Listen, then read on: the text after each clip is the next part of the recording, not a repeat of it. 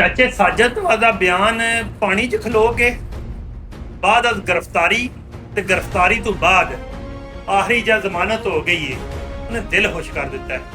ਚਾਚੇ ਸਾਜਦਵਾ ਨੇ ਕਿਸੇ ਦਾ ਨਾਂ ਨਹੀਂ ਸੀ ਲਿਆ, ਕਿਸੇ ਵੀ ਸੱਪਾ ਸਲਾਰ ਦਾ ਨਾਂ ਨਹੀਂ ਲਿਆ, ਕਿਸੇ ਮਾਂ ਦਾ ਨਾਂ ਨਹੀਂ ਲਿਆ, ਲੇਕਿਨ ਚਾਚੇ ਦੇ ਜਿਹੜੇ ਅਲਫਾਜ਼ ਸਨ ਉਹ ਉਹਨੂੰ ਹੀ ਵੱਜੇ ਨੇ ਜਿਹਨੂੰ ਤਕਲੀਫ ਹੋਈ ਹੈ, ਜਿਹਨੂੰ ਦਰਦ ਹੋਈ ਹੈ। ਕਹਿੰਦੇ ਬੰਦਾ ਜਿਹੜਾ ਜਿਹਨੇ ਰਹਿਨੁਮਾਈ ਕੀਤੀ ਹੈ ਕੌਮ ਦੀ, ਉਹਦੇ ਬਿਆਨ ਹੈ ਕਿ ਮੇਰੇ ਅਲਫਾਜ਼ ਦੀ ਵਜ੍ਹਾ ਤੋਂ ਮੈਂ ਤਕਲੀਫ ਤੇ ਕੱਟ ਲਈ ਹੈ, ਲੇਕਿਨ ਹੁਕਮਰਾਨਾਂ ਤੱਕ ਇੱਕ ਮੈਸੇਜ ਪਹੁੰਚ ਗਿਆ ਹੈ ਕਿ ਸਾਡੇ ਮੁਲਕ 'ਚ ਕੀ ਹੋ ਰਿਹਾ ਹੈ, ਯਾਨੀ ਕਿ ਅਸੀਂ ਲੋਕ ਕਿੰਨੇ ਤੰਗ ਆ। ਚਾਚੇ ਸਾਜਦਵਾ ਨੇ ਦੁਬਾਰਾ ਦਿਲ ਜਿੱਤ ਲਿਆ।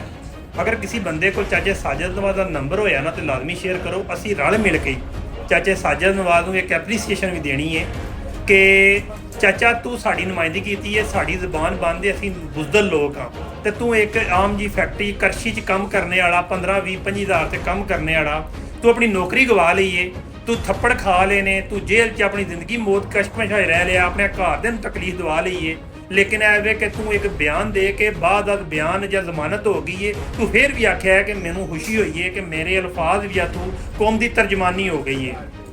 ਤੇ ਬਰਾਏ ਮਿਹਰਬਾਨੀ ਅਗਰ ਕਿਸੇ ਕੋਲ ਚਾਚੇ ਸਾਜਦਵਾ ਦਾ ਨੰਬਰ ਹੋਇਆ ਤੇ ਲਾਜ਼ਮੀ ਸ਼ੇਅਰ ਕਰਿਓ। ਚਾਚੇ ਦੇ ਨਾਲ ਮੈਂ ਵੀ ਜਿਹੜੀ ਕਿ ਚਾਚੇ ਦੀ ਜਿਹੜੀ ਕਿ ਅਲਫਾਜ਼ ਨੇ ਜਾਂ ਚਾਚੇ ਦੀ ਜਿਹੜੀ ਕਿ ਦੀਦਾ ਦਲੇਰੀ ਹੈ ਉਹਦੇ 'ਚ ਮੈਂ ਵੀ ਹਿੱਸਾ ਪਾਉਣਾ ਚਾਹੁੰਦਾ ਵਾਂ। ਅਗਰ ਚਾਚੇ ਨੂੰ ਕਰਸ਼ੀ ਦੀ ਤਰਫੋਂ ਨੌਕਰੀ ਕੱਢ ਦਿੱਤਾ ਗਿਆ, ਲੇਕਿਨ ਅਸੀਂ ਲੋਕ ਚਾਚੇ ਨੂੰ ਨੌਕਰੀ ਵੀ ਦਵਾ ਸਕਦੇ ਹਾਂ ਤੇ ਚਾਚੇ ਦੀ ਸਪੋਰਟ ਵੀ ਕਰ ਸਕਦੇ ਹਾਂ।